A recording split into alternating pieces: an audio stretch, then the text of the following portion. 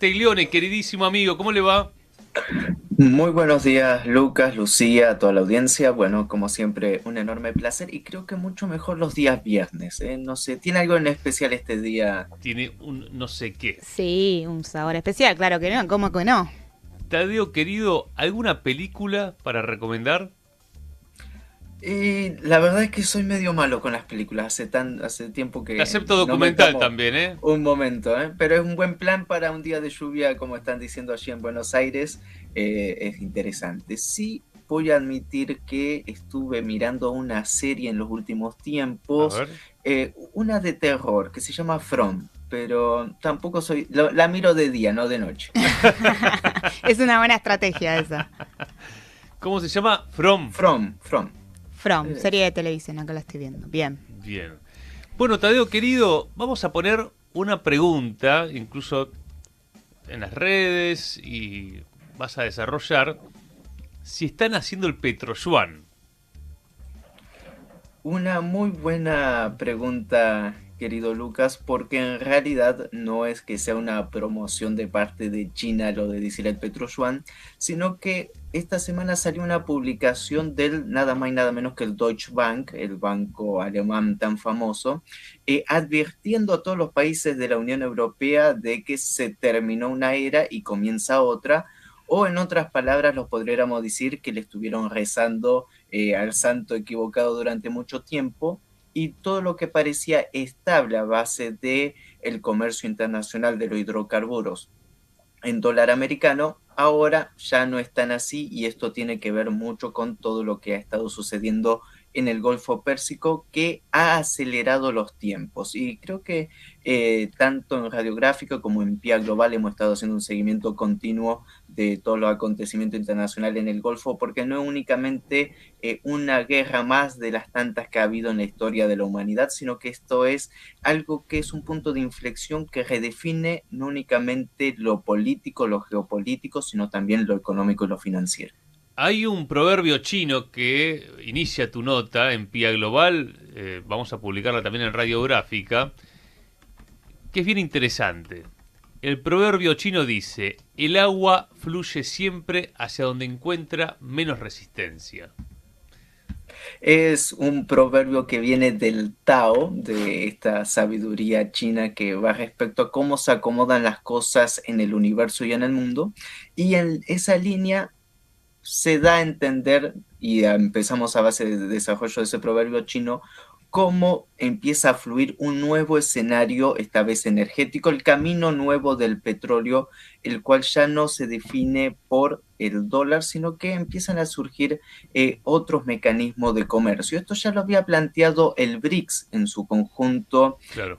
con el desarrollo de los pagos en monedas nacionales, pero lo que hizo ahora Irán con dar los permisos para que circulen en el estrecho de Hormuz los buques que únicamente comercien en yuanes y de países amistosos, creo que aceleró aún más no únicamente el comercio en monedas nacionales, sino que se empiece a desarrollar, que en realidad ya está desarrollado, lo explicamos en la nota, un nuevo ecosistema, vamos a decir, una nueva infraestructura financiera global Ujú. que no tiene ya su parte en especulaciones financieras de la City de Londres o de Wall Street, sino que está arraigada en valores reales, en este caso plantadas dentro del yuan. Pero esto es parte de la diplomacia que ha venido desarrollando China durante décadas y que ahora está dando sus frutos, pero que también tiene que ver mucho con el apoyo total que se mantiene hacia Irán incluso en estos momentos.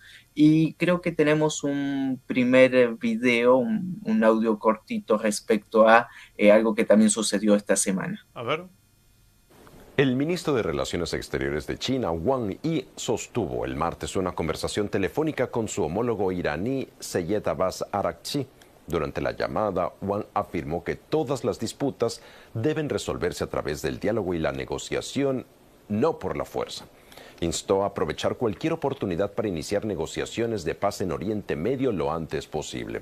Por su parte, Araghchi agradeció a China la asistencia humanitaria de emergencia y aseguró que el pueblo iraní está más unido que nunca en su resistencia contra la agresión extranjera y en la defensa de la soberanía e independencia. Qué importante este encuentro de Irán con China, y algo que vos remarcás en tu nota, que Irán está hablando con los países del Golfo. De hecho, ha enviado mensajes de descolorícense, porque está cambiando el mundo. Mientras Trump dice, estamos dialogando con Irán, y Irán dice, no, con ustedes no.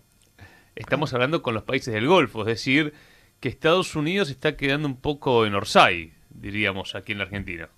Totalmente, y no solo eso, sino que prestemos atención a las palabras de China. China sigue apostando al diálogo, sigue apostando, entiende su rol como potencia global, y eso es algo muy interesante e importante a recalcar. Mientras Estados Unidos utiliza su rol como potencia global para dañar, para sacar el máximo beneficio a través de la extorsión, a través de la aprieta, a través de sanciones, aranceles, guerras, vemos otro tipo de potencia global, tanto como lo es la República Popular China o incluso Rusia, en los cuales reina más la sensatez y el pragmatismo que estos impulsos violentos, lo cual cuando incluso a nivel local nos tratan de mezclar que, bueno, los americanos y los chinos son en la misma línea de la maldad que esto que el otro, bueno, hay diferentes matices sobre cómo se maneja a nivel internacional y eso se destaca muy bien en torno a China.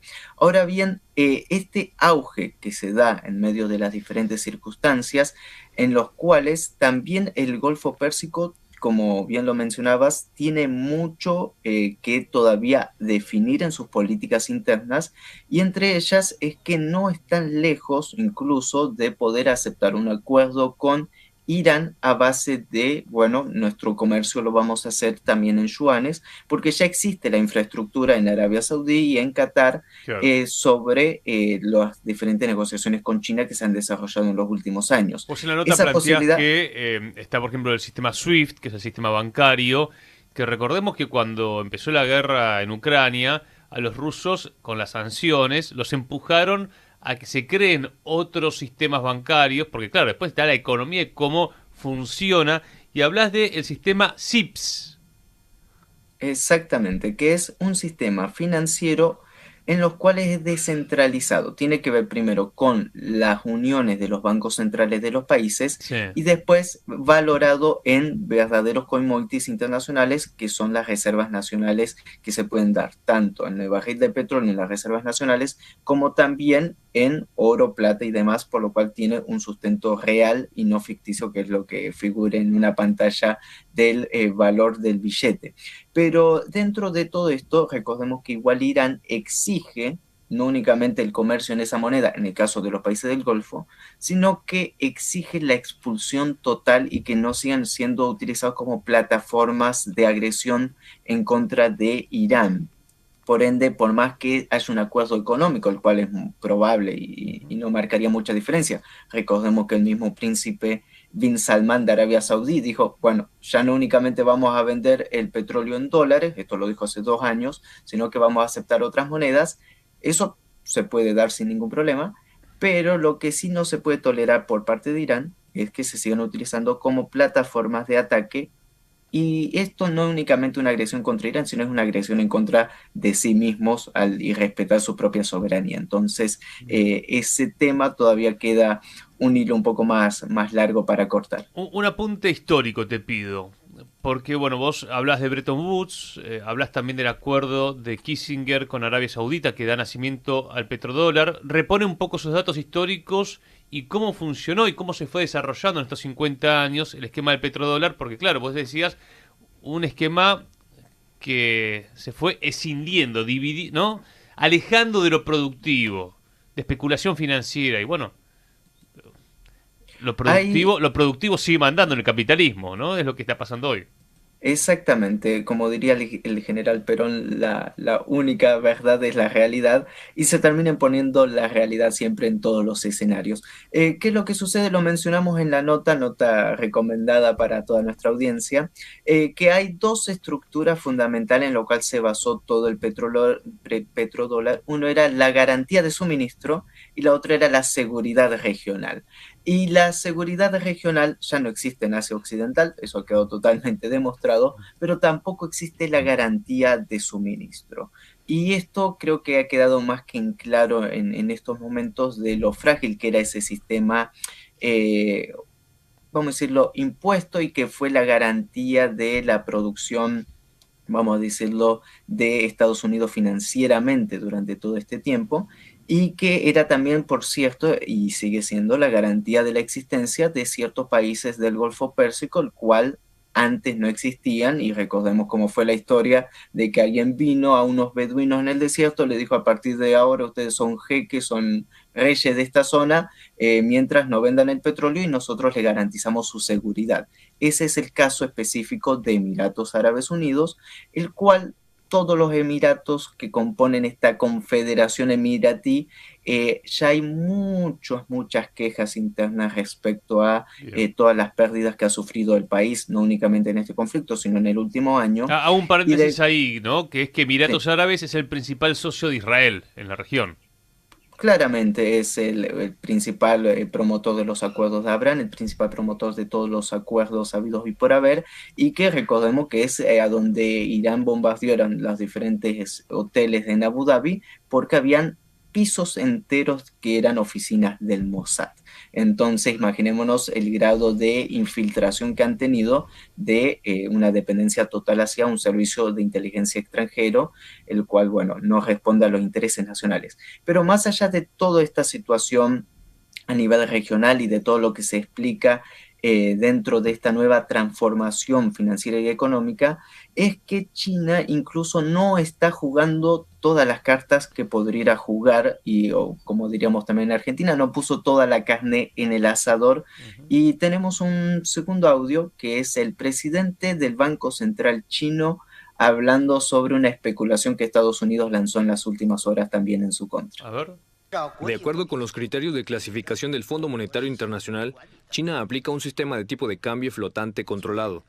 En los primeros 3 meses de este año, el renminbi se ha apreciado aproximadamente un 1,3% frente al dólar estadounidense, un 3,7% frente al euro, un 3,2% frente al yen japonés y un 2,4% frente a la libra esterlina. China no tiene la necesidad ni la intención de obtener una ventaja competitiva en el comercio mediante la devaluación de su moneda. Bien. Muy Y claro, ¿no? ese es un punto fundamental. Si China devaluara su moneda hoy, estando la situación global como está hoy, se volvería mucho más competitiva, te diría exponencialmente más competitiva su economía que la del resto del globo, y aún así no está aplicando esa estrategia, sino que incluso el renmin, que es el yuan, la moneda china, ha venido ganando valor a lo largo de este año, lo cual no creo que sea más bien que haya ganado valor, sino que las otras monedas se han estado desvalorizando por la crisis que representa el dólar americano con la deuda constante, y también, bueno, lógicamente Europa, que no da pie con bola en todo el escenario.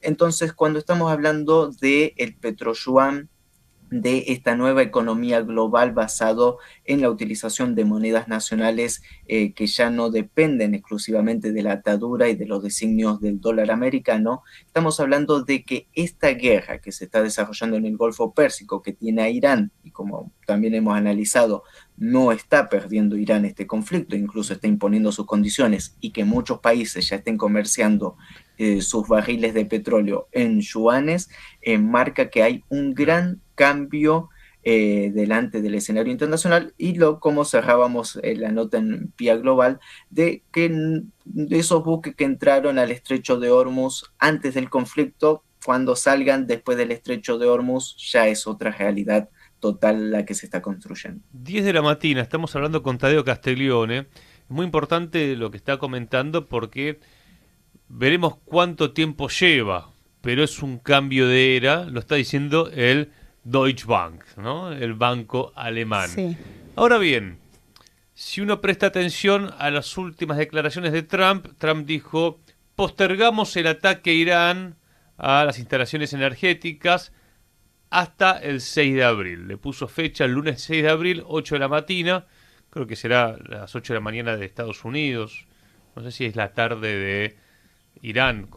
Bueno, no importa. Es el lunes 6 de abril. ¿Por qué Trump tira para adelante tan bravucón? Decía, esto lo resolvemos rápido. bueno, lo venimos relatando, que se encontraron con una gran resistencia de los persas, pero ¿qué está pasando hoy en el territorio, en el terreno de las operaciones? Sí. Vamos a decir que también esta operación de Donald Trump de patear hacia adelante corresponde a lo que estamos también analizando respecto a la parte económica y financiera. ¿Por qué? El barril de petróleo a 108, 109 dólares el Brent, como está el día de hoy, Sí. sigue estando de manera artificial contenido a través de los 1000 anuncios hechos diariamente y a través de todas las medidas para contener el precio, sabiendo que esto se dispara.